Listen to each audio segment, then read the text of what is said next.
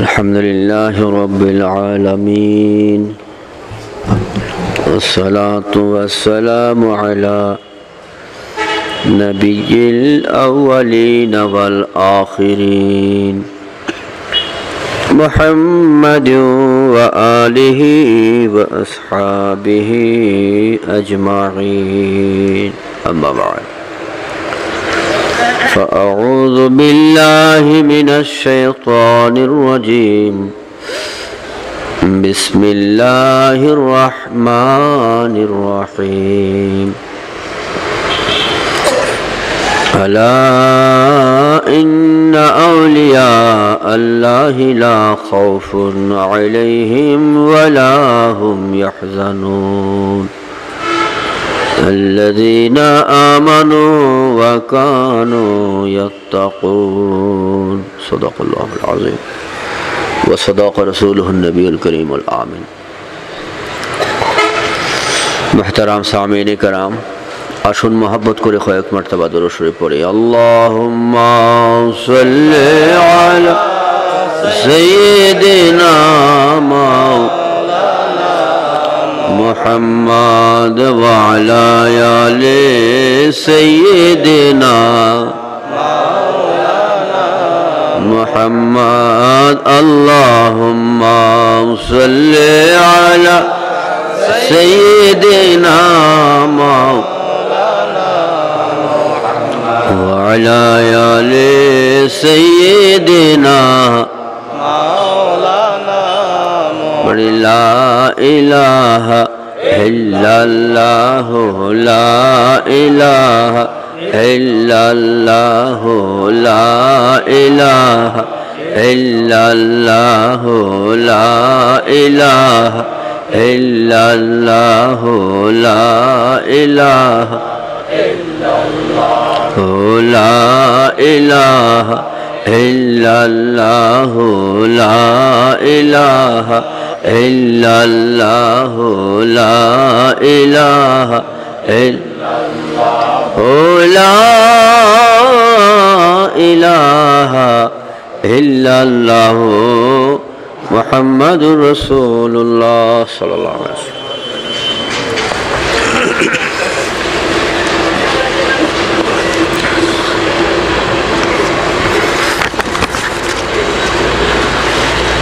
महान स्रष्टा और सृष्टिर ईद ईद मिलादुन्नबी सल्लल्लाहु ताला अलैहि व आलिहि वसल्लम उपलक्षे अत्रांचलेर आशिक रसूल मोहम्मद ताजुल इस्लाम रेजवी ओ तार सहयोगी आशिक रसूल बृंदेर सहयोगिताय आयोजित बरकतपूर्ण जलसार सम्मानित सभापति साहेब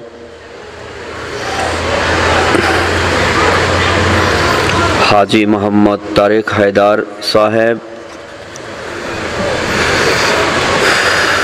प्रधान अतिथि हिसेबे रयेछेन हजरतुल आल्लाम बायजीद राजा राजवी साहेब विशेष अतिथि हिसेबे रयेछेन हजरतुल आल्लाम मौलाना मुफ्ती काजी सिद्दीकुर रहमान रदवी हनाफी अन्नाजरी साहेब महासचिव बांग्लादेश बीआरटीएस बोर्ड फाउंडेशन उपस्थित आছেন हजरतुल अल्लामा मुफ्ती अहमद रजा हनाफी कादरी हजरतुल अल्लाम मुफ्ती इब्राहिम खलील रदवी सुन्नी अल कादरी फ़क़ीह दीन हजरतुल अल्लाम मुफ्ती आलमगीर हुसैन रज़वी अन्नाज़री সেই সঙ্গে উপস্থিত আছেন কাবিল ইহতিরাম উলামায়ে কেরাম শ্রদ্ধাভাজন মুরব্বিয়ানে কেরাম যুবক আশিকানে মুস্তাফা পর্দানশীন মা বোন মাসুম বাবাজিরা আসসালামু আলাইকুম ওয়া রাহমাতুল্লাহ। ওয়া আলাইকুম আসসালাম ওয়া রাহমাতুল্লাহ। আপনারা সন্ধ্যা থেকে মুহাক্কিক উলামায়ে কেরাম থেকে তাহকিকপূর্ণ আলোচনা শুনেছেন। সেই সঙ্গে আমাদের মঞ্চে বিজ্ঞ আলোচক বৃন্দ রয়েছেন, যিনিদের নাম উল্লেখ করেছি দালিলিক আলোচনায় যারা অভ্যস্ত, সময়ের পূর্বাপর দিক লক্ষ্য করে ওনাদের সময়টুকু আমাকে দিয়ে দিয়েছেন, শুকরিয়া আদায় করছি। আমি আপনাদের খেদমতে খুব অল্প সময়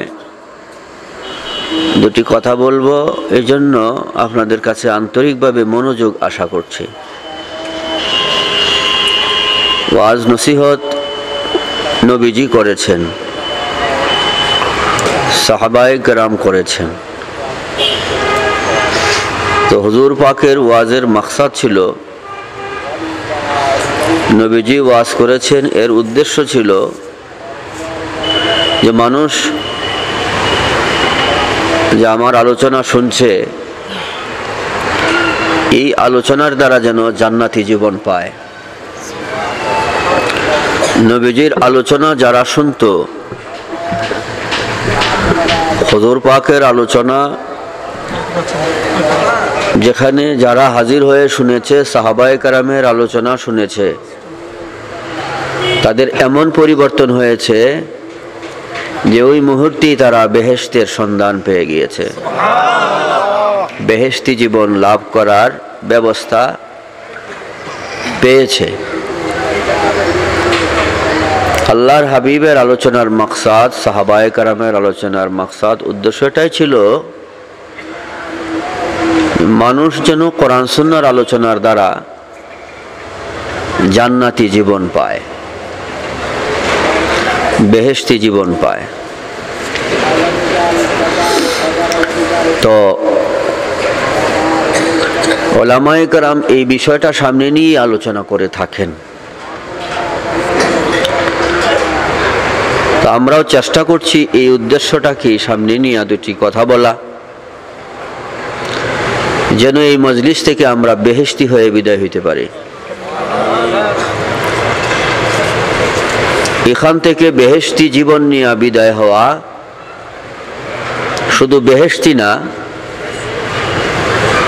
আল্লাহর ওলি হয়ে বিদায় হওয়া সম্ভব। এই ব্যবস্থাটা আমি দিব না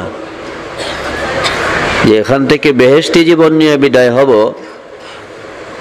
এই ব্যবস্থা আমি দিচ্ছি না, এটা আল্লাহ পাক দিচ্ছেন। এটার ব্যবস্থা কোরআন শরীফে আছে। তো এই কোরআনের ফরমান অনুযায়ী যদি আমরা একটু মনোযোগী হই, তো খুব সহজভাবে, সহজ পন্থায়, অতি সহজ ও সরল পন্থায় এখান থেকে আমরা বেহেশতি জীবন নিয়ে এবং বেলায়াতের জীবন নিয়ে ওলি হয়ে বিদায় হওয়া সম্ভব।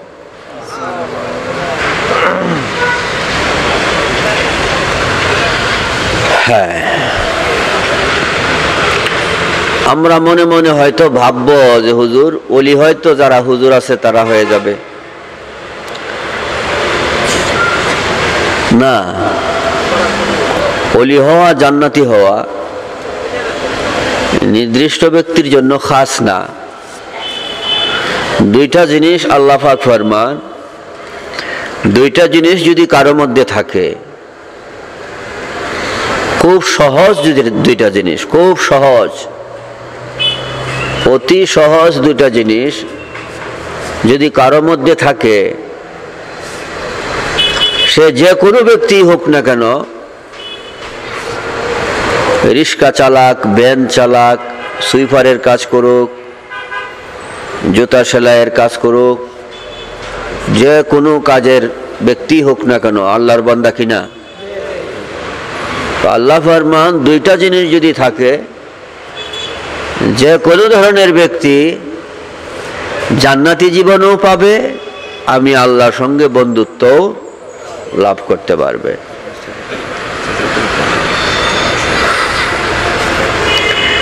এই দুইটা জিনিস কি? আল্লাহ ফরমান, আল্লাযীনা আমানু ওয়া কানু ইয়াত্তাকুন। আল্লাহ ফরমান, হে আমার বান্দারা, জিন্দা অবস্থায় বেহেশতি জীবন লাভের জন্য এই দুইটা জিনিসের মধ্যে একটা হইল ঈমান আর একটা হলো আমল, নেক কাজ। এক নাম্বার ঈমান, তারপর হলো কি আমল বা নেক কাজ। কঠিন জিনিস না, আমরা সারা জনম শুনে আসছি যে ঈমান আর নেক কাজ, ঈমানের আলোচনা, নেক কাজের আলোচনা শুনে আসছি না বাজি? শুনে আসছি। এখন এই বিষয়টা কতটুকু গুরুত্বপূর্ণ আল্লাহ পাক বলতেছেন যে এই দুইটা বিষয় যদি কোনো মানুষের মধ্যে থাকে তাহলে তার ফলাফল কি হবে? মাবুদ ফরমান লা খাউফুন আলাইহিম ওয়ালা হুম ইয়াহজানুন, যে তার ভয় দুশ্চিন্তা থাকবে না। কোন ভয় দুশ্চিন্তা? আমরা মৃত্যুর আগে ভয় করি, না জানি আমার মৃত্যুটা ইমানি হালে হয় কিনা। আমাদের বাংলাদেশ, ভারত সহ বিভিন্ন ইতিহাস যা দুই চোখেও দেখেছি, পুস্তকাদিতেও পড়েছি, যে এমন মানুষ অনেক দেখা যায় জীবনভর ইমান ইসলাম নিয়ে চলছে, মৃত্যুর আগে সে ইমান হারা হয়ে মৃত্যুবরণ করেছে। এটা আলেম সমাজ তো জানে, আপনারাও কমবেশ জানেন। কাজেই ইমান ইসলাম এই দুইটা জিনিস থাকাটা এটা ভাগ্যের একটা বিষয়, আর এটা খোদার দয়ার উপর নির্ভর করে। তো যে কথা বলছিলাম,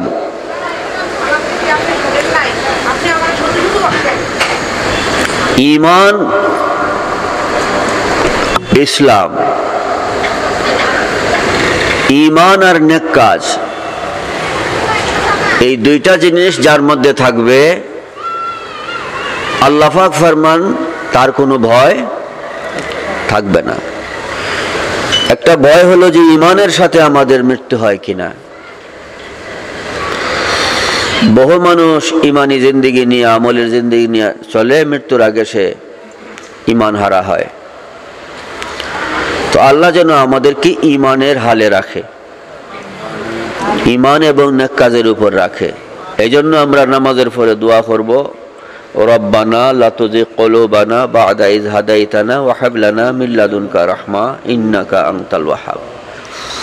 তাহলে মানুষ তার ঈমান ইসলামের উপর কায়েম থাকে। না হলে এরকম হাজারো মানুষের জীবন আছে যার মধ্যে ঈমান ইসলাম ছিল, কিন্তু একটা সময় শেষ হয়ে গেছে। তো যাই হোক, এই যে একটা ভয় যে আমার মৃত্যু ঈমানের সঙ্গে থাকে কিনা, ঈমানের সঙ্গে হয় কিনা, তারপরে আর একটা ভয় যে কবরে আমি ফেরেশতাদের প্রশ্নের জবাব দিতে পারবো কিনা, না জানি সেই প্রশ্নের জবাবে কামিয়াব হই না ব্যর্থ হই, মাটি চাপ দেয় কিনা, বিভিন্ন হিংস্র প্রাণী আঘাত করে কিনা, সর্প আঘাত করে কিনা, এই একটা চিন্তা, ভয়বাজি আমাদের মধ্যে কাজ করে না? তারপরে হাসরের মাঠে যখন যাব, ওখানে আমাদেরকে দেখতে হবে চোখের সামনে নেকি বদি ওজন করা হচ্ছে, মনের মধ্যে ভয় কাজ করবে, চিন্তা কাজ করবে মাথায়, যে কিছুক্ষণ পরে আমাকে ওজন করা হবে, ওজনে আমার কি ফলাফল হয় না জানি, আমার কম হয় না বেশ হয়। 30,000 বছরের রাস্তা সিরাত, ওটাকেও পাড়ি দিতে হবে, জানি না সেটা পাড়ি দিতে পারি কি না, অতিক্রম করতে পারবো না কেটে পড়ে যাব। এই যে একটা ভয় চিন্তা, এই সমুদয় মৃত্যু থেকে শুরু করে কবর, কবর থেকে শুরু করে হাসর পর্যন্ত আল্লাহ পাক অভয় দিচ্ছেন যে দুইটা জিনিস যার মধ্যে থাকবে, আল্লাযীনা আমানু ওয়া কানু ইয়াত্তাকুন, ঈমান আর নেক কাজ, এই দুইটা জিনিস যার মধ্যে থাকবে তার সম্পর্কে আল্লাহ দুশ্চিন্তা মুক্ত হওয়ার জন্য বলতেছেন, ভয় মুক্ত হওয়ার জন্য বলতেছেন। কোরআন শরীফে ফরমান লা লা খাউফুন আলাইহিম ওয়ালা হুম ইয়াহজানুন। এই দুই সম্পদ যার মধ্যে আছে, মৃত্যুতে ভয় দুশ্চিন্তা থাকবে না, কবরের ভয় দুশ্চিন্তা থাকবে না, হাসরের মাঠের ভয় দুশ্চিন্তা থাকবে না। উভয় পারের ভয় দুশ্চিন্তা হইতে মুক্ত হইয়া বরং আমি আল্লাহর বান্দা হইয়া, প্রিয় বান্দা হইয়া, সালেহ হইয়া, নেককার হইয়া, ওলি হইয়া জিন্দেগি করবে। ওলি হইয়া কবরে যাবে, কবর বেহেশতের বাগান হইয়া যাবে। কয়টা জিনিস লাগবে? খুব সহজ। আল্লাহ পাক এত সহজ ব্যবস্থা দেওয়ার পরেও যদি আমরা বিমুখ হয়ে থাকি, পিছপা হয়ে থাকি, তাহলে এটার পরিণাম তো আসলেই প্রয়োজন। আল্লাহ পাক যেন আমাদেরকে মনোযোগী হওয়ার তৌফিক দান করে পড়ি, আমিন। খুব বুঝবেন, আমি কথাগুলো ছোট্ট ছোট্ট করার জন্য কাটসাট করে কথা বলতেছি, যেইগুলো না বললেই আবার একেবারে সংক্ষিপ্ত হওয়ার কারণে অনেকের বুঝে আসবে না, এদিক লক্ষ্য করেও সংক্ষিপ্ত করতেছি।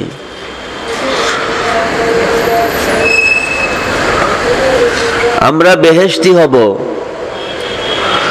আজকের মাহফিলে মনোযোগ দিতে পারছি না, আরেকদিন মনোযোগ দিব। আজকে আখিরাতের জন্য প্রস্তুতি নিতে পারছি না, আরেকদিন নিব। এই যে আমাদের একটা আশা যে আজকে পারছি না, কালকে নিব। এখানে এসেও শুনলাম আমাদের সারোয়ার সাহেব, ওনার চাচা ইন্তেকাল করার আধা ঘন্টা 1 ঘন্টা আগে বললেন। অবস্থা এমন যে হয়তো 1 ঘন্টা আধা ঘন্টা পরে উনি বিদায় নিতে পারেন।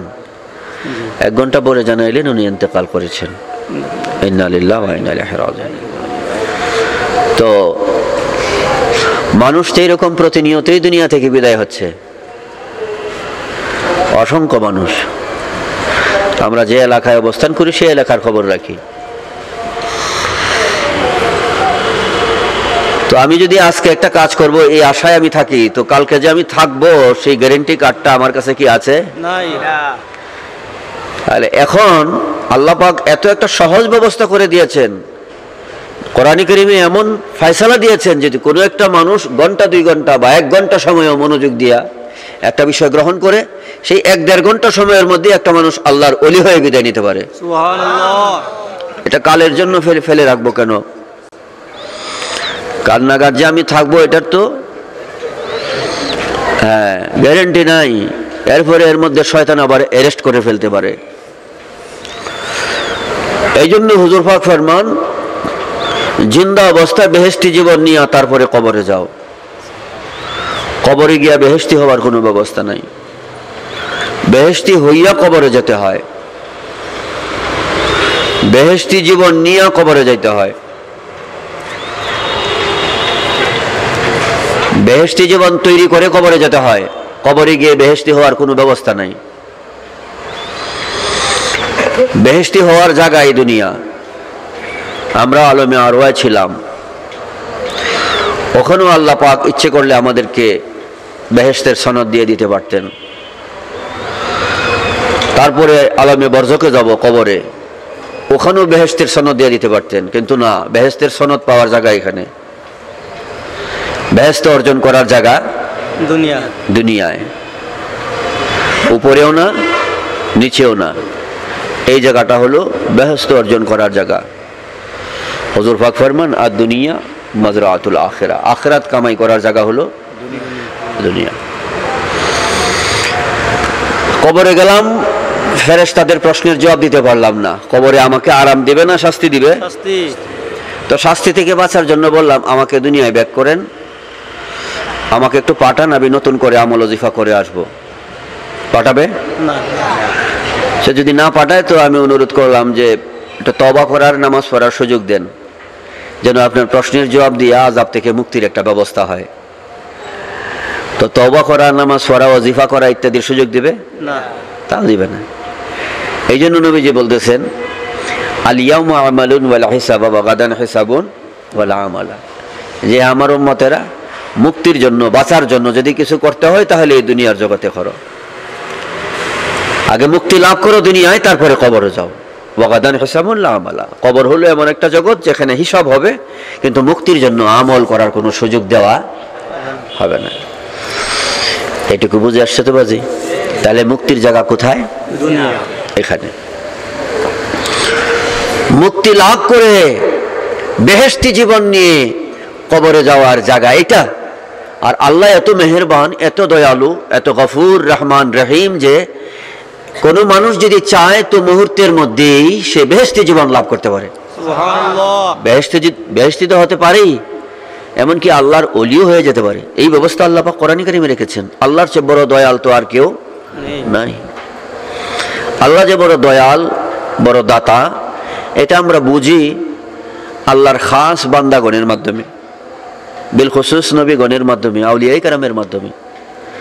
নবীগণ, আউলিয়ায়ে কেরাম যদি এত দয়াল দাতা হইতে পারে, তো আমার আল্লাহ যিনি দয়া আর দাতা যাদেরকে দান করেছেন, সেই মহান আল্লাহ কত বড় দয়াল হবে আর দাতা হবে।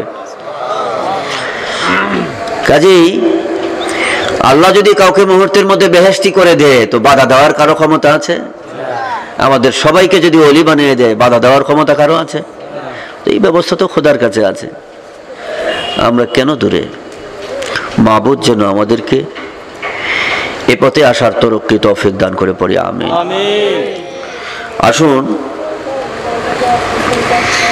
দুইটা জিনিস হইলে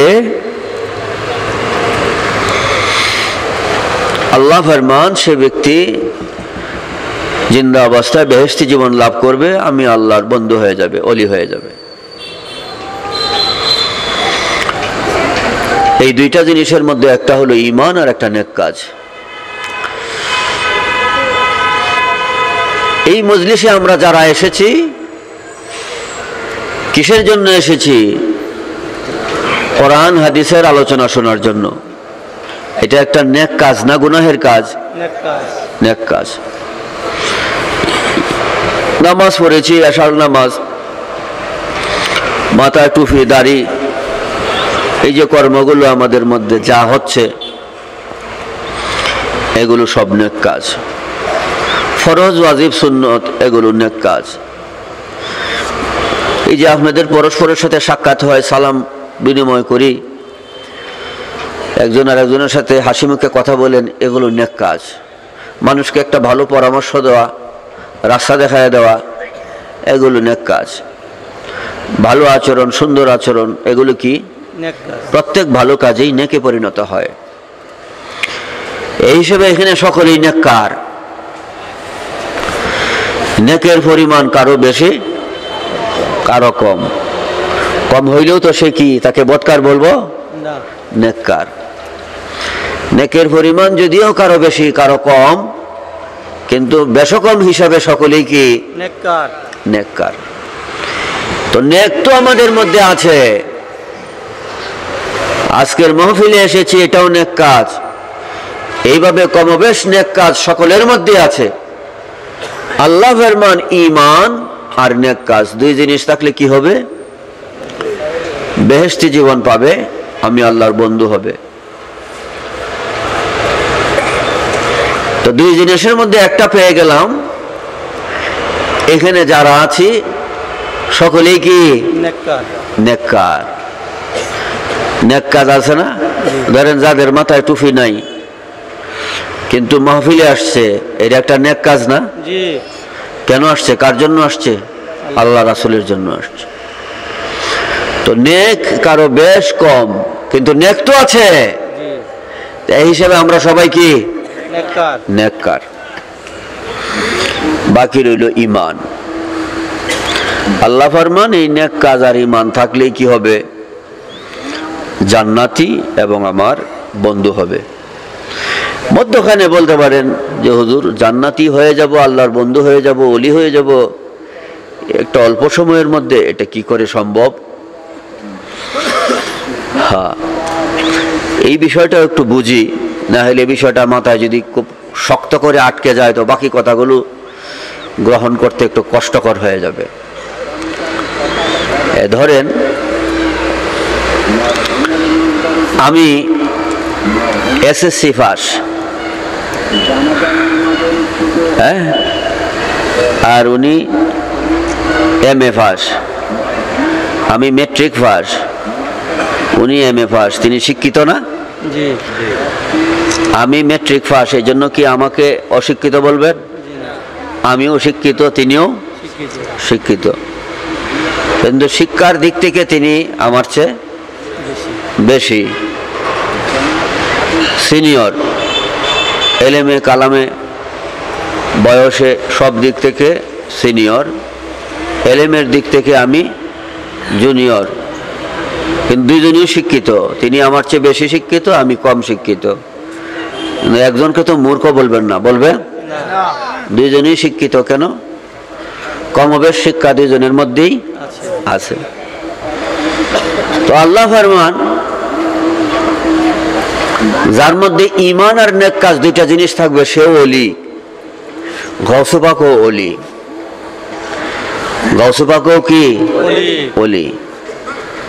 এই জন্য আমরা হুট করে গাউসে পাকের মতো হয়ে যেতে হবে এমন তো না। গাউসে পাক তিনি সাধনায় আমাদের চেয়ে অনেক সিনিয়র, আর আল্লাহ পাক ফরমান যার মধ্যে ঈমান আর নেক কাজ থাকবে সেও ওলি হবে। কিন্তু সিনিয়র হঠাৎ করে তো আর হয়ে যাবে না। এই দুইটা জিনিস যার মধ্যে থাকবে তার মধ্যেও আল্লাহ পাক বেলায়েত দান করবেন, সেও আল্লাহর ওলি হয়ে যাবে।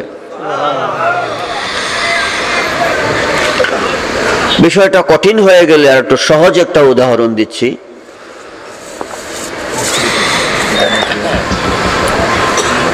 আমি আপনাদের এই ময়নামতি প্রাইমারি স্কুলে ভর্তি হইলাম ক্লাস 1-এ, আর হুজুর তিনি পড়েন ঢাকা ভার্সিটিতে এমএ।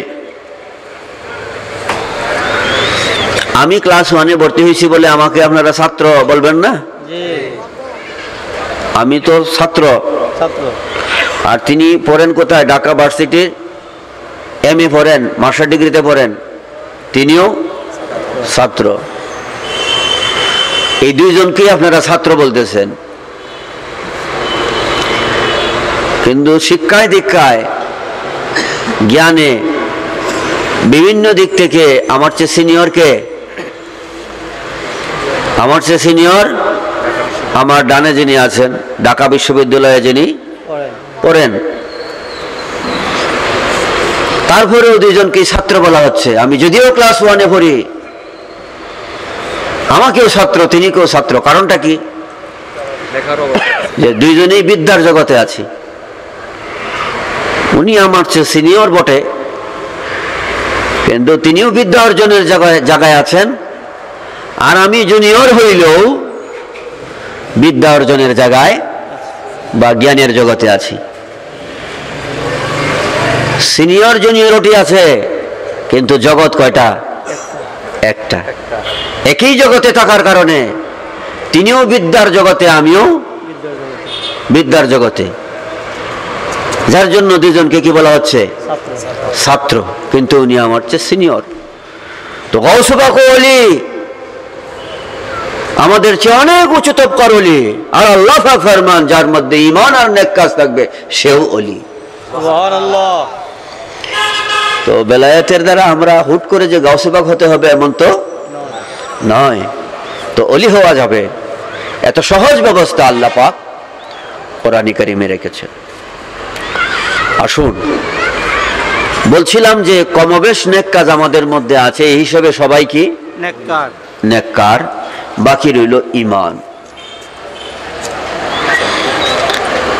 এই ঈমান নেকের পাশে যখন থাকবে ওলি হয়ে যাবে। তো ঈমানটা কি? ঈমানি আলোচনা আপনারা বিভিন্ন ভাবে বিভিন্ন মঞ্চে শুনে এসছেন। বার অসংখ্যবার পড়লেও সে মুমিন হবে না। কথাটা ফতোয়ায়ে আলমগীরির ৬ষ্ঠ খণ্ডের ৩১৫ পৃষ্ঠায় এইভাবে আসছে যে ইয ক্বালা লা ইলাহা ইল্লাল্লাহ লা ইয়াসিরু মুসলিমান, যে কোনো ব্যক্তি মুসলমান মুমিন হওয়ার জন্য লা ইলাহা ইল্লাল্লাহ অসংখ্যবার পড়ল, বলেছে লা ইয়াসিরু মুসলিমান, সে কি হবে না? মুসলমান হবে না। তো হিন্দু, খ্রিস্টান, বৌদ্ধ, ইহুদি, মাজুসি, নাসারা যত জাতি বলেন আল্লাহ আল্লাহ পড়বে, মুমিন হবে না যতক্ষণ না পড়বে নবী মুহাম্মদুর রাসূলুল্লাহ। ওয়াইজ ক্বালা মুহাম্মদুর রাসূলুল্লাহ ইয়াসিরু মুসলিমান, মুহাম্মদুর রাসূলুল্লাহ পড়লেই কি হবে? মুসলমান হবে। মুসলমান হওয়ার ব্যবস্থা, মুমিন হওয়ার ব্যবস্থা আল্লাহ পাক যার মধ্যে রেখেছেন তিনি হলো নবী মুহাম্মদুর রাসূলুল্লাহ সাল্লাল্লাহু তাআলা আলাইহি ওয়াসাল্লাম। নবীজিকে মানলেই আল্লাহ মানা হয়, কারণ নবীজি কি নিয়ে আসছেন,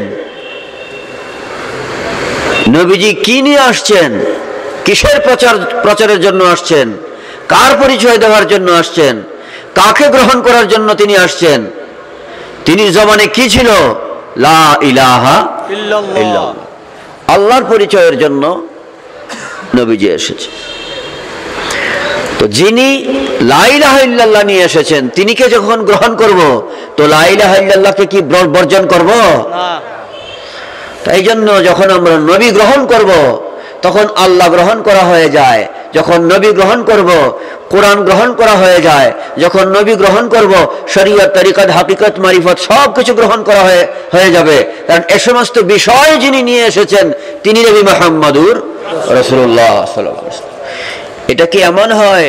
হয়তো বা কোনো পাগলের জন্য হবে, কিন্তু সুস্থ মানুষের জন্য কি এমন হবে যে আমি এই ভদ্রলোককে মহব্বত করি, খুব ভালোবাসি, কিন্তু ওনার দাড়ি ভালোবাসি না?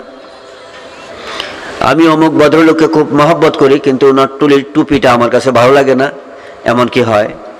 যে যাকে ভালোবাসে তার সব কিছুই তার কাছে ভালো লাগবে, এটাই হলো ভালোবাসার দাবি। সেটা বুঝে আসছে।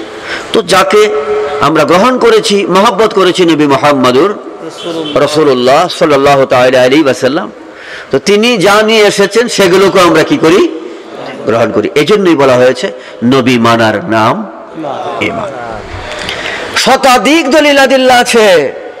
আমি এই সমস্ত বিষয় বিভিন্নভাবে বলতে গেলে এক একটা বিষয়ে অনেক লম্বা লম্বা ফরি আলোচনা হয়ে যাবে, আমি মূল বিষয়ের উপর যাইতে পারবো না। একটা মাহফিলে বসে যদি 20-50 জন বা 100 লোক বেহেশতি জীবন নিয়ে বিদায় হইতে না পারে, তাহলে আমার মনে হয় যে এই মাহফিলটা বেকার হইল, মাহফিলের কাছে আমি ঋণী হয়ে গেলাম।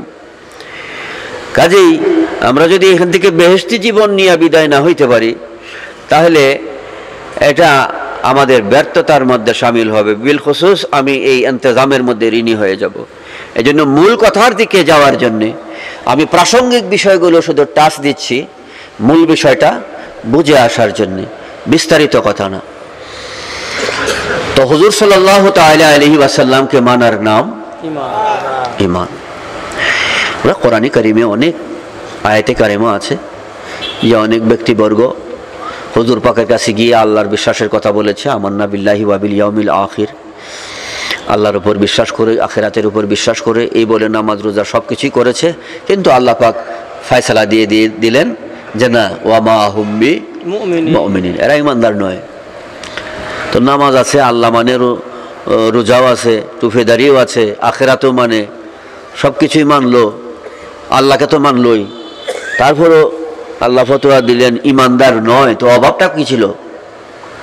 যাকে গ্রহণ করলে, যাকে সর্বগুণে মেনে নিলে, যাকে অন্তরে স্থান দিলে মুমিন হয়, তার সাথে সেই লিয়াজটা মহব্বতটা ছিল না, যার জন্য আল্লাহ পাক ফরমান ওয়া মা হুম বিমুমিনিন।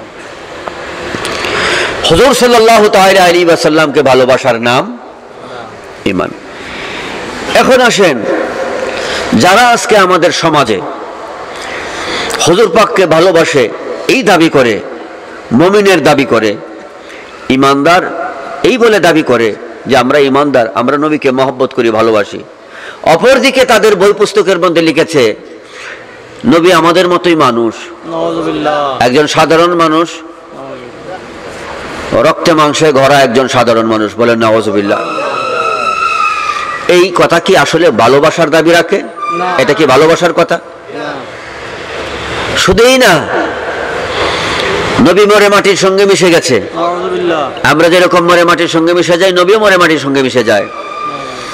নামাজের মধ্যে গরু গাদার দিয়াল খেয়াল আসলে নামাজ ফাসিদ বাতিল হয়ে যাবে, কিন্তু গরু গাদার ধ্যান খেয়ালের চেয়েও আরো নিকৃষ্ট হইল নবীর খেয়াল নামাজের মধ্যে আসা। গরু গাদার ধ্যান খেয়াল আসলে নামাজ ফাসিদ হবে না, নষ্ট হবে না, কিন্তু এই নামাজে নবীর খেয়াল আসাটা গরু গাদার ধ্যান খেয়ালের চেয়েও খারাপ। এই কথা যারা বলে, যাদের বই পুস্তকে এই কথাগুলো আছে, এরা কি আসলে নবীজিকে মহব্বত করে?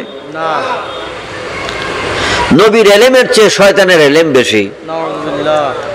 এই কথাগুলো যাদের পুস্তকে বাজি। আমার তো খুব জ্বর উঠে গেছিল, এখনো কিছু তাপ আছে, পরে আমি কি জানি ট্যাবলেটটা খাওয়াই না পাওয়া এক্সটেন্ড না, তো তাপ এখনো কিছু আছে। তো এইরকম কিছু রোগ যদি হয়ে যায় তো প্রতিরোধমূলক কিছু ওষুধ খাইতে হয় না?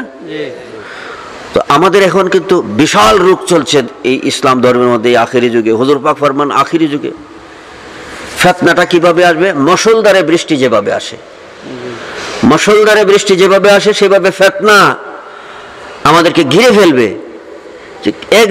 একদিকে দেখছি আমরা ইমানের উপর ফিতনা, আরেকদিকে আমলের উপর ফিতনা। এই দুই দিকেই এখন ফিতনা ইমানদারের ইমানকে হরণ করার জন্য এক শ্রেণীর মানুষ উঠে পড়ে লেগেছে। হুজুর পাক বলছেন আখিরি যুগে এইভাবে ফিতনা আসবে যেভাবে মুষলধারে বৃষ্টি আসে। সাধারণ মানুষ ইমানের উপর থাকাটা বড় কঠিন হয়ে যাবে। একদিকে ইমান চাটাই করা হচ্ছে, অপরদিকে আমল চাটাই করা হচ্ছে। ইমান চাটাই কিভাবে? নবী আমাদের মতো মানুষ, দোষে গুণে রক্তে মাংসে পাপে পুণ্যে ভুল ভ্রান্তিতে একজন সাধারণ মানুষ পরে মাটির সঙ্গে মিশে গেছে।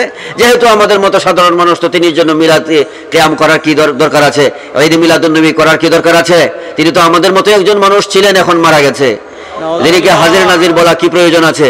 এগুলো বিদআতি কথা, শিরকি কথা, বলেন নাউযুবিল্লাহ মিন হাযালিক। একদিকে ইমানের উপর আক্রমণ, অপরদিকে আমলের উপর আক্রমণ। যেখানে আমরা তারাবির নামাজ পড়েছি 20 রাকাত, ছাটাই করতে করতে নিয়ে আসছে 8 রাকাত। অবস্থা কেমন হয়? আমাদের কুমিল্লা দেশে খুব খেজুর গাছ আছে, দেখছি যে অনেক খেজুর গাছ ছাটাইতে পরে স্বাস্থ্যওয়ালা থাকে, তারপরে কি হয়ে যায়? চিকন হয়ে যায়। এখন আমাদের আমলের গতি এই পর্যায়ে নিয়ে গেছে।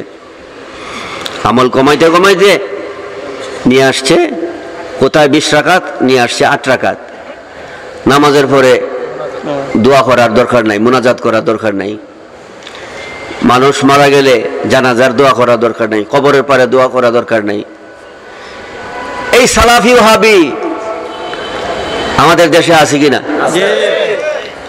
এরা ইমান চোর, এরা ইমান হরণকারী।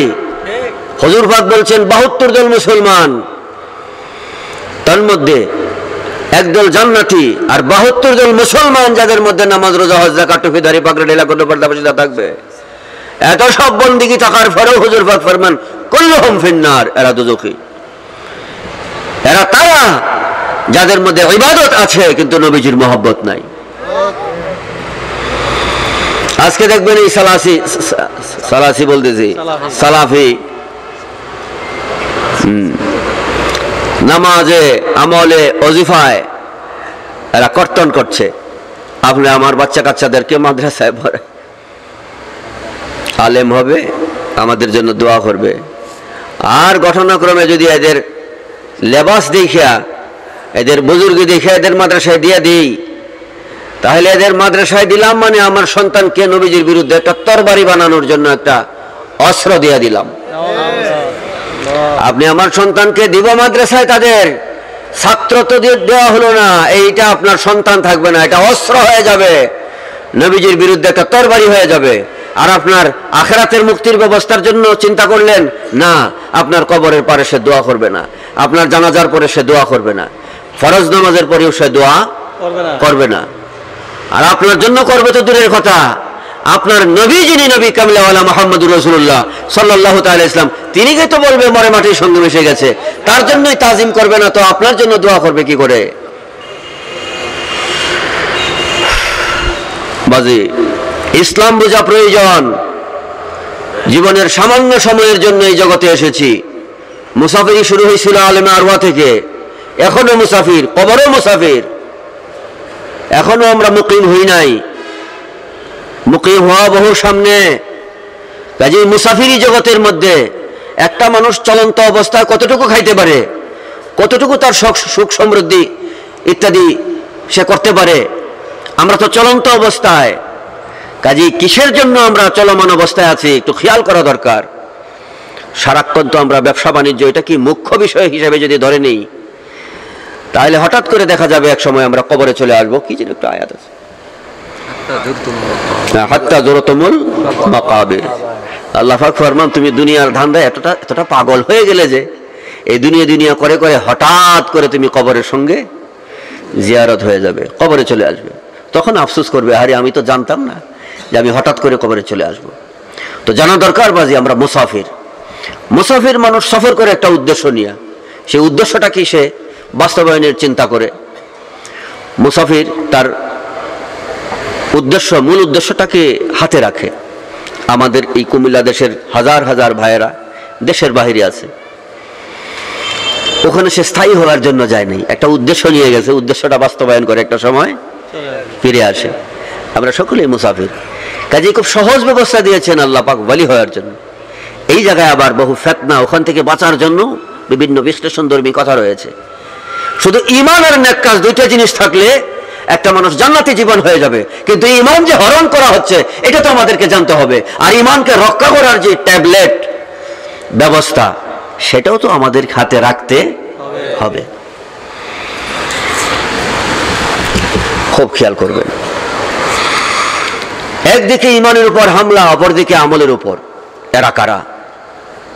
এরা কে? এই যে কিছুক্ষণ আগে বললাম নামাজের মধ্যে গরু গাদার ধ্যান খেয়াল করা যায়, কিন্তু ওই নামাজে নবীর খেয়াল আসলে নামাজ ফাসিদ হয়ে যাবে। নবীজি উর্দু ভাষা শিখছেন দেওবন্দের মাদ্রাসা থেকে, উস্তাদদের কাছ থেকে। বারাহানে কাতিয়া, তাকবিয়াতুল ঈমান, হিফজুল ঈমান, সিরাতে মুস্তাকিম, এই সমস্ত পুস্তকের মধ্যে এই কথাগুলো আছে। আমি যে পুস্তকের নামগুলো বললাম, নামগুলো কি আপনাদের কাছে ইংরেজি মনে হয় না বাংলা? আরবি। তাহলে আরবি হইলে কি মনে হয়? মুসলমান লিখছে না হিন্দুরা লিখছে? এরা কোন মুসলমান? সেই মুসলমান তখনকার চেয়ে এখন বেশি। কারণ হুজুর পাকের হাদিস অনুযায়ী এটা পরিষ্কার যে মুসলধারে বৃষ্টি যেভাবে আসে ফিতনা সেভাবে আসবে। কাজেই এখন বেশি, এই ফিতনা বেশি। ইমানদার একজন ধরে ধরে সাইজ করে হয় তবলিগে নিয়ে যাচ্ছে, না হয় সালাফি গ্রুপে নিয়ে যাচ্ছে। হচ্ছে কিনা অবস্থা? এই জন্য সুন্নি উলামায়ে কেরামের সহবতে আপনারা থাকবেন। মান তাশাব্বাহা বিকওমিন ফাহুয়া মিনহু, যে যার সহবতে থাকবে তার সাথে হাসর হবে। এই বাতিল এখন ঘরে ঘরে, খুব খেয়াল করবেন। আমি আলোচনাকে খুব শর্টকাট করার চিন্তা করছি, চেষ্টাও করছি। যেটা দুরূদ শরীফ পড়ি, সালাতুন ইয়া সালামুন ইয়া হাবিবাল্লাহ আলাইকুম সালাতুন ইয়া রাসূলুল্লাহ আলাইকুম সালামুন ইয়া হাবিবাল্লাহ আলাইকুম। আপনারা বলবেন যে হুজুর তারা নামাজ পড়ে রোজা রাখে। হ্যাঁ, নামাজ পড়ে রোজা রাখে। তো নামাজ পড়ে রোজা রাখি মর্মে আমি একটা উদাহরণ আপনাদের খেদমতে দিচ্ছি। বুখারী শরীফের কিতাবুল মাগাজি একটা হাদিস আছে, বাবু গাজওয়াতে খায়বরের যুদ্ধে সময় ঘটনাটা ঘটছে। হাদিসটা বুখারী মুসলিমের মধ্যে আছে। একজন ব্যক্তি, সে নিজেকে খুব মুসল্লি বলে দাবিদার ছিল, নামাজ রোজা আমল ওজিফাতে একেবারে প্রথম শ্রেণীতে। তো খায়বরের যুদ্ধ যখন শুরু হয়, আল্লাহকে রাজি খুশি করার জন্য সে যুদ্ধের মধ্যে সে সামিল হয়ে গেল। কাকে খুশি করার জন্য? আল্লাহকে। কাকে রাজি করার জন্য? আল্লাহকে। লোকটা এমনিতেই বড় পরহেজগার, আল্লাহকে রাজি করার জন্য চলে আসলো খায়বরের যুদ্ধে। হুজুর সাল্লাল্লাহু তাআলা আলাইহি ওয়াসাল্লাম লোকটাকে লক্ষ্য করে ফরমান, হাযা মিন আহলিন নার, এই লোকটা দুজখী। সাহাবায়ে কেরামের মধ্যে কতক সাহাবায়ে কেরাম ভাবতে লাগলেন, আরে যে এত পরহেজগার মানুষ, আবার জিহাদের ময়দানে আসছেন আল্লাহকে রাজি খুশি করার জন্য। জিহাদ তো এটা খামখালি বিষয় না। হেলায় খেলায় অনেক সময় মানুষ নামাজ পড়ে ফেলে, কিন্তু জিহাদে তো হেলায় খেলায় শরীক হওয়া যায় না। কারণ জিহাদে যারা আসে ঘর থেকে বিদায় নিয়ে আসে, ঘরে আবার ফিরে গরম ভাত খাবে এই নিয়তে আসে না। এমন একটা মানুষ আল্লাহর সন্তুষ্টির জন্য জিহাদের মধ্যে তরবারি নিয়ে আসছে, নবীজি তাকে দুজখী বললেন, বিষয়টা কি? এই ব্যক্তির প্রতি এই কয়জন সাহাবী খুব তীক্ষ্ণ দৃষ্টি রাখলেন যে নবীজি যেহেতু বলছেন এর পিছনে কোনো না কোনো হিকমত আছে। দেখা গেল এক পর্যায়ে কাফেরের একটা তরবারির আঘাত এই ব্যক্তির শরীরে পড়ল। এই আঘাতটা সে বরদাস্ত করতে না পেরে তার নিজের তরবারির ধারালো অংশটা পেটের মধ্যে লাগাইয়া জমিনে আরেকটা অংশ চাপ দিয়া নিজের তরবারে দিয়া নিজের জীবন নিজে কি করে দিল? কতল করে দিল, মানে আত্মহত্যা করলো। তরবারির এক অংশ নিজের পেটে, আরেক অংশ মাটিতে চাপ দিয়া আত্মহত্যা করলো। দৌড়াইয়া ওই সাহাবায়ে কেরাম আয়েশা নবীর কাছে বললেন, সাদাকাল্লাহু হাদিসাকা, ইয়া রাসূলুল্লাহ, আপনি যে কথাটা বলছিলেন আমাদের মনে মনে একটা কি যেন ধারণা হয়েছিল, এত নামাজি মানুষ তারপরে জিহাদের ময়দানে আসলো, এটা তো খামখালি বিষয় না। ধারণা হচ্ছিল সে কেন দুজখী হবে। ইয়া রাসূলুল্লাহ, আপনি যে কথাটা বলছেন আসলেই এটা যে বাস্তব, এটা আল্লাহ পাক আমাদেরকে এই ময়দানেই প্রমাণটা দেখাই দিলেন যে আসলে আপনার কথা সত্য। তো হুজুর সাল্লাল্লাহু তাআলা আলাইহি ওয়াসাল্লাম বললেন যে বেটা, এটার বাস্তবতা হলো এই যে কুম ইয়া ফুলান ফাযিন আন্না লাহু লা ইয়াদখুলুল জান্নাতা ইল্লাল মুমিনুন, তুমি ঘোষণা করে দাও, দাঁড়ায় সবাইকে ঘোষণা করে দাও, জানিয়ে দাও যে একটা মানুষ নামাজ পড়েছে, রোজা রেখেছে, হজ করেছে, যাকাত দিয়েছে, টুপি আছে, দাড়ি আছে, পাগড়ি আছে, ইবাদত সব করেছে, এমনকি আল্লাহকে রাজি খুশি করার জন্য জিহাদের ময়দানে সে তার জীবনকে উৎসর্গ করে দিয়েছে, কিন্তু আমি নবীর মহব্বত তার অন্তরে নাই, লা ইয়াদখুলুল জান্নাতা, সে কখনো জান্নাতে প্রবেশ করতে পারবে না। নবীজির মহব্বত ব্যতীত জান্নাতে প্রবেশ করা। হুজুর, এমন মানুষও আছে? আরে বাজি, এমন মানুষ নবীজির যুগে ছিল, এমন মানুষ নবীজির যুগে ছিল। এখন আমাদের যুগে তো সংখ্যায় বাড়ছে না কমছে? আজকে যারা ঈদ মিলাদুন নবী বেদাত ফতোয়া দেয়, মিলাদ কিয়াম বেদাত ফতোয়া দেয়, হুজুর পাক সাল্লাল্লাহু তাআলা আলাইহি ওয়াসাল্লাম হাজির ও নাজির, গায়েবের খবর দাতা, রাহমাতুল লিল আলামিন, হায়াতুন নবী, এই সমস্ত হুজুর পাকের যে গুণগুলো কোরআনে কারিমে আছে, অথচ এই কোরআনে থাকার পরেও এগুলোর বিরুদ্ধচারণ যারা করে, এরা কারা? বলেন, এরা কারা? এরা কি হিন্দু? কারা এরা? এক শ্রেণীর মুসলমান। এটা হুজুর পাকের যুগে ছিল, এখনো আছে।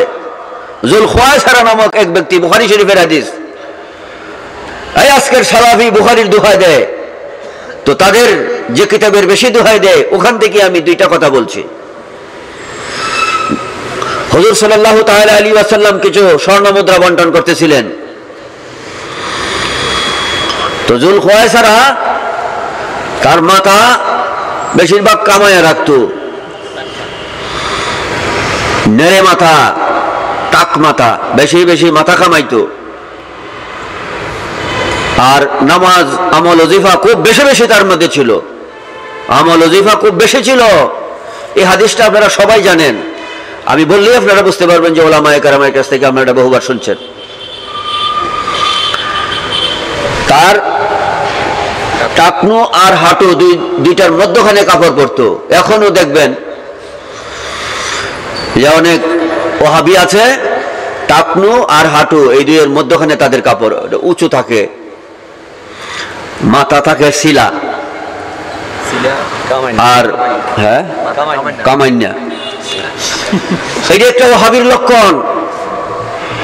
নবীর দুশ্মন বা ওহাবির লক্ষণ অনেকগুলো আছে, তার মধ্যে আরেকটা হলো যারা দোয়া করবে না, ফরজ নামাজের পরে দোয়া করবে না, জানাজার পরে দোয়া করবে না, হুজুর সাল্লাল্লাহু তাআলা আলাইহি ওয়াসাল্লাম হাজির নাজির নূর গায়েব ইত্যাদির বিরুদ্ধচারণ করবে, মিলাদ কিয়াম বিরুদ্ধচারণ করবে, এগুলো কি সুন্নি না ওয়াহাবি?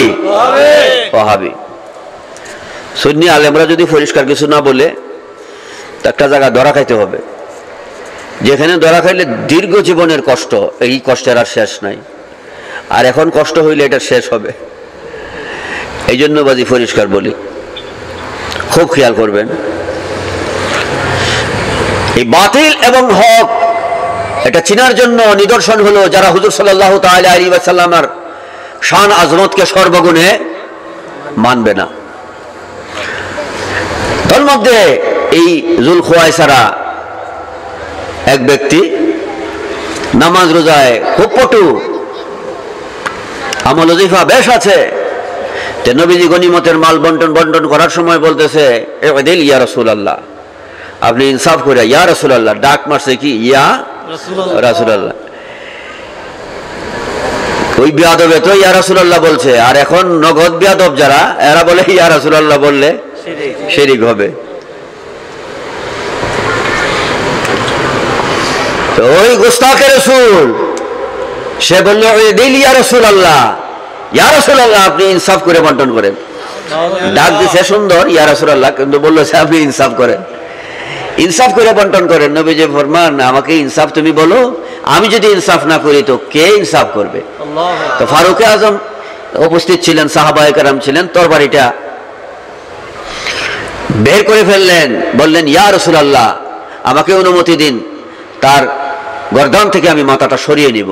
হুজুর পাক ফরমান, ফাকাল লাহু আসহাবুন লাহু আসহাবান, হুজুর পাক ফরমান না, এমনটা দরকার নাই, সে শুধু একা না, কিয়ামত পর্যন্ত তার দলবল থাকবে। তবে হে ওমর, এদেরকে হত্যা করা দরকার নাই, তবে এদেরকে চিনার জন্য কিয়ামত পর্যন্ত আমার উম্মত যেন তাদেরকে চিনে, এই জন্য একটা নিদর্শন বলে যাচ্ছি। আর সেই নিদর্শনটা হলো এই, যারা নামাজ পড়বে, রোজা রাখবে, হজ যাকাত টুপিদারি এমন ভাবে করবে যে তাদের ইবাদতের কাছে তোমাদের ইবাদত একেবারে কি মনে হবে? নগণ্য মনে হবে, হাকির মনে হবে, তুচ্ছ মনে হবে। আর ইবাদত মনে, তাদের ইবাদত মনে হবে খুব মানে আলা দরজার ইবাদত, আর তাদের ইবাদতের সামনে তোমাদের ইবাদত মনে হবে একেবারে নগণ্য, তুচ্ছ।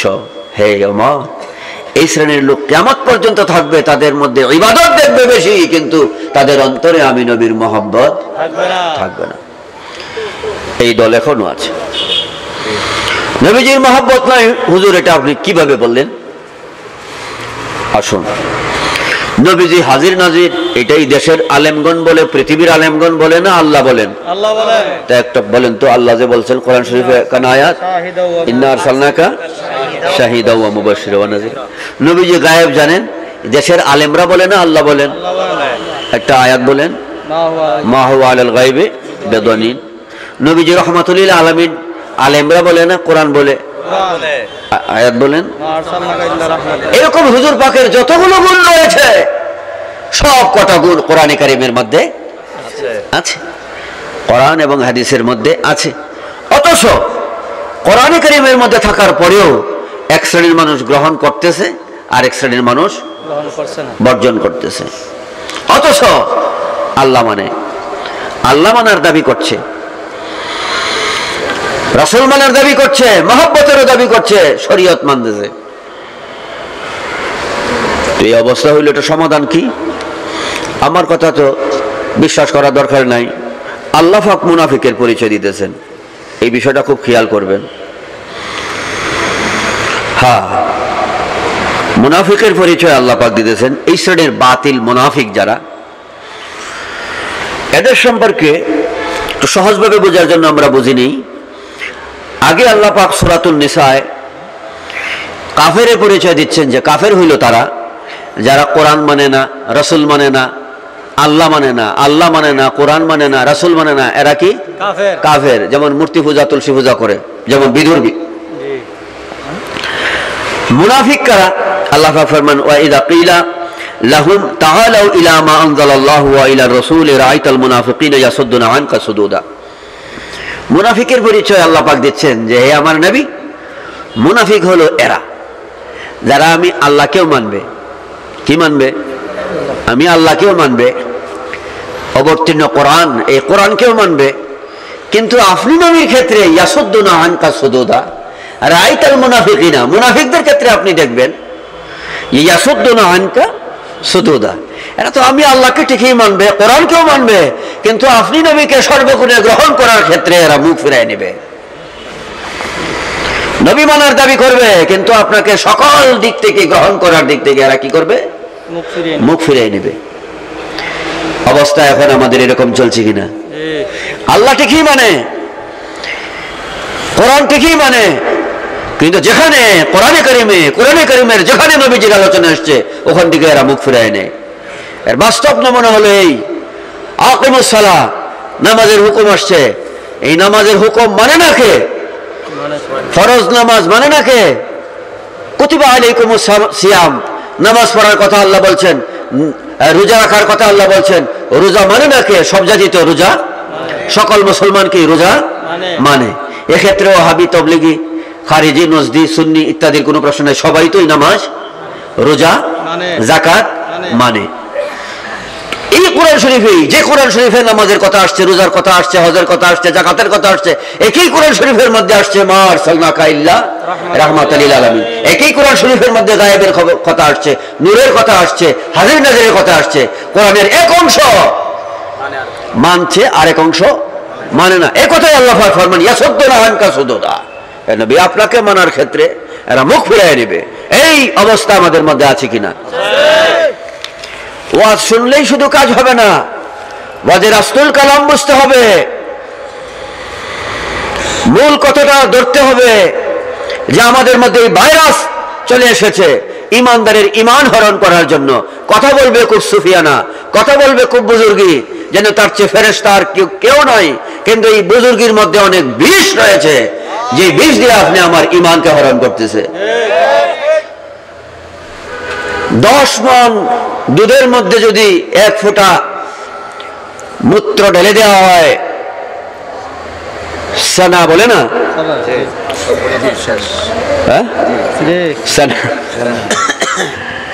10 মণ দুধের মধ্যে যদি 1 ফোঁটা সেনা ঢেলে দেওয়া হয়, তো এই দুধের পবিত্রতা থাকবে?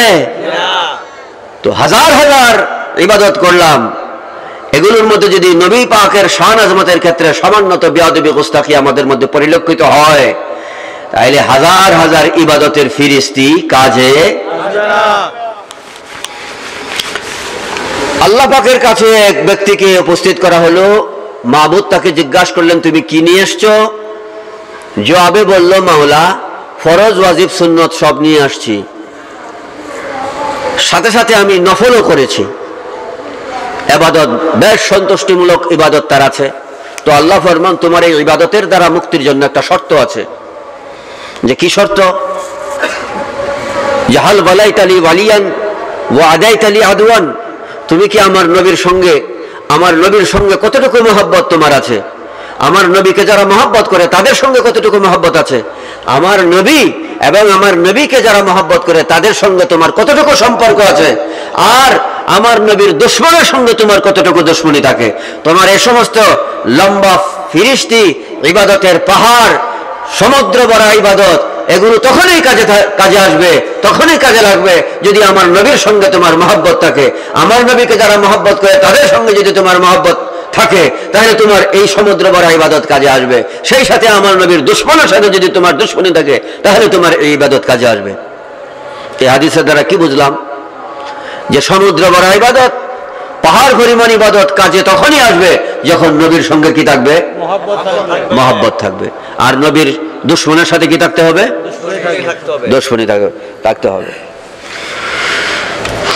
আমি নিজের বদ্ধতা, আভিজাত্যতা, শালীনতা মেনটেন করতে গিয়ে আমি এরকম করে চললাম, কাউকে কিছু বললাম না। ভদ্র মানুষ তো কাউকে কিছু বলতে পারে না। এটা একটা লেটেস্ট মুনাফিক।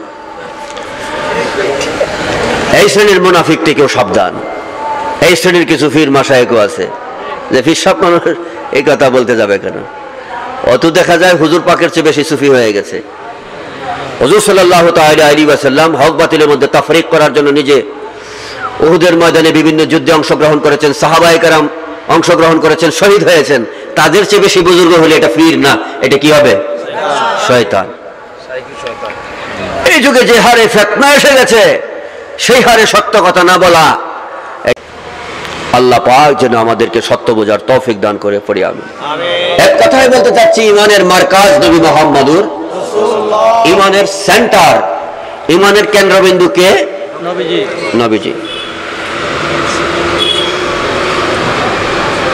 হ্যাঁ, ইমানের কেন্দ্রবিন্দু কে? নবীজি। নবীজি। আল্লাহ পাক যেন আমাদেরকে অল্পে বোঝার তৌফিক দান করে। এটা একটা ইবারতের হাদিসে কুদসির মাধ্যমে বুঝে নেই। আল্লাহ তাবারাকা ওয়া তাআলা বলতেছেন, হে দুনিয়ার মানুষ, খবরদার, খুব খেয়াল করো। রব্বুল ইজ্জত ফরমান, ফামান তারাকা সলাতা তাওলা উমরিহি লা ইয়াকফুর ওয়ামান তাআনা ফি শারাতিন মিন শারাতিকা ইয়াকফুর। আল্লাহ বলতেছেন, কোন ব্যক্তি যদি জীবনের দীর্ঘ সময় পর্যন্ত নামাজ পড়ে নাই, তাকে কাফের বলিও না। জীবনের দীর্ঘ সময় নামাজ পড়ে নাই, কাফের বলিও না। কিন্তু আমি আমার হাবিবের একটা চুল মোবারকের সঙ্গে যদি সামান্যতম বেয়াদবি করে, তো সঙ্গে সঙ্গে কাফের হয়ে যাবে। বিষয়টা বুঝবেন, নামাজ আল্লাহর হক। নামাজ কার হক? আল্লাহর হক। আল্লাহর হক। আর নবীজির চুল মোবারক, নবীজির চুল মোবারক, এটা হলো হুজুর পাকের হক। কিন্তু আল্লাহর হক নামাজ, এই আল্লাহর হকের উপর নবীজির হক, নবীজির চুল মোবারক, ঈমান যেটা, সেটাকে আল্লাহ পাক প্রাধান্য দিতে গিয়ে বলতেছেন যে কোনো ব্যক্তি যদি জীবনের দীর্ঘ সময় নামাজ পড়ে নাই, তাকে কাফের বলবে না।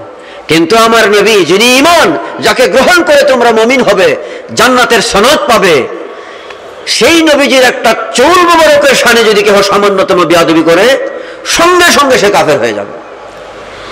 অথচ দীর্ঘ সময় পর্যন্ত নামাজ না পড়লেও সে কাফের হবে না, গুনাহগার হবে।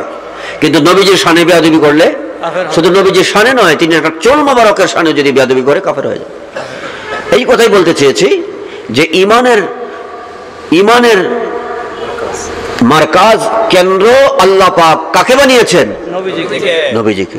নবীজিকে বিয়োগ করে কোন আমল দিয়ে সাধনায় কামিয়াবি হওয়ার কোনো রাস্তা নাই। আল্লাহ পাক যেন আমাদেরকে এই ঈমান আর এই নেক কাজ, এই দুইটা জিনিসের সঙ্গে জিন্দেগি করার তৌফিক দান করে, পড়ি আমিন। তাহলে আমরা এই মজলিস থেকে আল্লাহর ওলি হয়ে বিদায় হইতে পারবো। কয়টা জিনিস বাজি? দুইটা। আল্লাহ বড় দয়াল, এই নবীজির মহব্বত, সেই সাথে নেক কাজ, দুই জিনিস যখন আমাদের মধ্যে থাকবে, আল্লাহর ওলি হয়ে জিন্দেগি করব, ওলি হয়ে কবরে যাব, কবর বেহেশতের বাগান হয়ে যাবে। এখন এখানে আমরা আল্লাহর ওলি হয়ে এই মজলিস থেকে উঠলাম, এই কিছুক্ষণের মধ্যে উঠবো, একটু কিয়াম করবো, মিলাদ পড়বো, মুনাজাত পড়বো, আল্লাহর ওলি হয়ে বিদায় নিব। পড়ি আলহামদুলিল্লাহ, খুদার শুকরিয়া আদায় করবো না? কি হয়ে বিদায় নিব? কয়টা জিনিসের দ্বারা? একটা হলো ঈমান আর একটা আমল। তা আমল আমাদের কম বেশ সবার মধ্যে আছে, আর ঈমান হলো আল্লাহ রাসূলকে কি করা? মহব্বত করা। তো এই দুই জিনিস যখন আমাদের মধ্যে থাকবে, আল্লাহর ওলি হয়ে উঠব। তো আল্লাহর ওলি হয়ে ওঠার পরে, যেহেতু আমাদের পিছনে শয়তান আছে, ওয়াসওয়াসা দেয়, কোনো গুনাহ যদি হয়ে যায়, তো গুনার দ্বারা আমাদের বেলায়াত নষ্ট হয়ে যাবে কিনা, আমরা যে ওলি হইলাম, এখান থেকে ওলি হয়ে বিদায় হব, এই ওলিত্ব আল্লাহ পাক ক্যান্সেল করে দিবেন কিনা, বেলায়েতের দফতর থেকে আমাদের নাম কেটে যাবে কিনা, এই বিষয়টা দরকার আছে একটু বোঝার। সংক্ষেপে বলছি, আল্লাহ ফরমান, বান্দা ফেরেশতা খায় না, ঘুমায় না,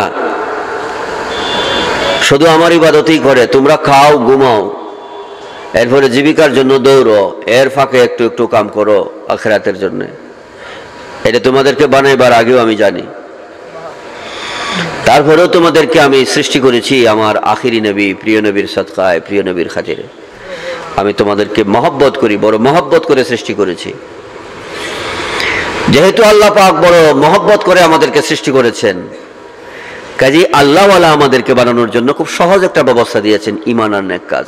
পাশাপাশি এই ঈমান নেক কাজ নিয়ে চলা অবস্থায় শয়তান ওয়াসওয়াসা দিয়ে কোনো গুনাহ করলে, গুনাহ করাইলে গুনার কারণে যেন বান্দা বেলায়াতচ্যুত না হয়, কি কয়, গুনার কারণে যেন বান্দা কি না হয়, হ্যাঁ, বেলায়াত থেকে সরে না যায়, ওলির খাতায় তার নাম থাকে। এই জন্য একটা সহজ ব্যবস্থা আল্লাহ দিয়েছেন, যে বলতেছেন, হে আমার বান্দা, ইন্নাল হাসানাতি ইউযহিবনাস সাইয়্যাত, তুমি ঈমানদার তো হয়েছো, এখন তুমি যে নেক কাজগুলো করো এগুলো তুমি দায়েম করো, কন্টিনিউ করো।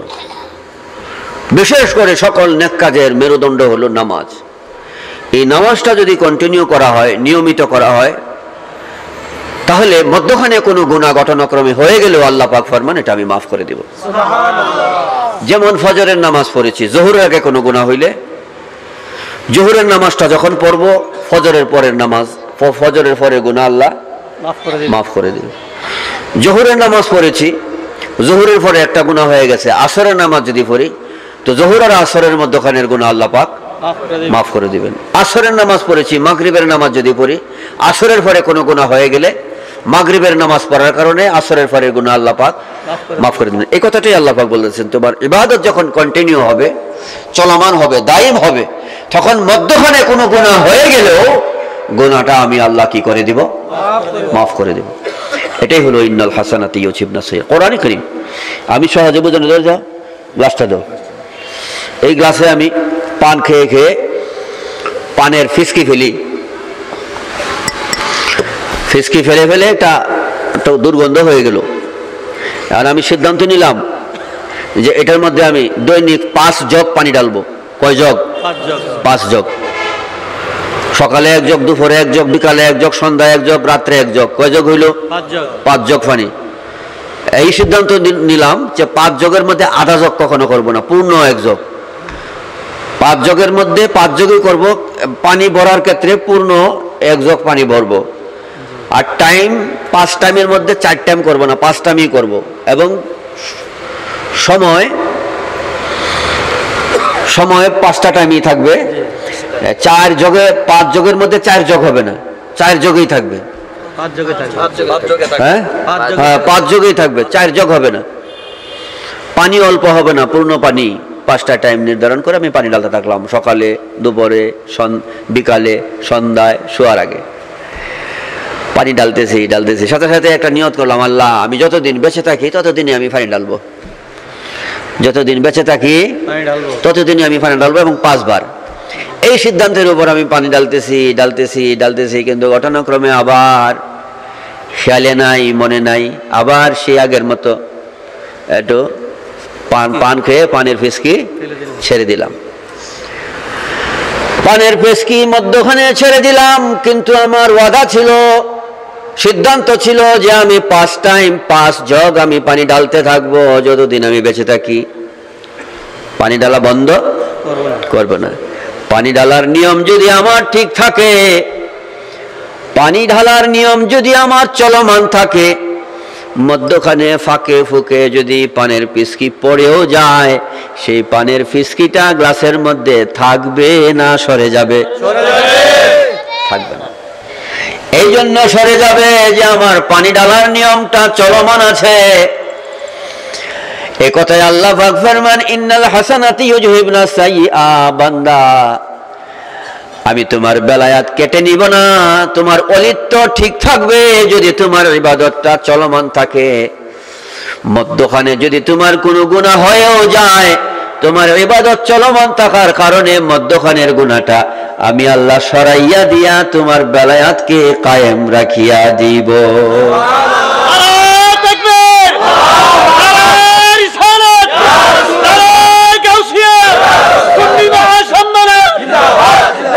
বাজে এই ঈমান আর নেক কাজ নিয়ে যেন আল্লাহ পাক আমাদেরকে তৌফিক দেন, এই মজলিস থেকে যেন আমরা বিদায় হতে পারি। আসুন যিনি আসলে ঈমান রূহ কুরআন মগজদি ওয়াসনবী বরকানে হোকর সালাম।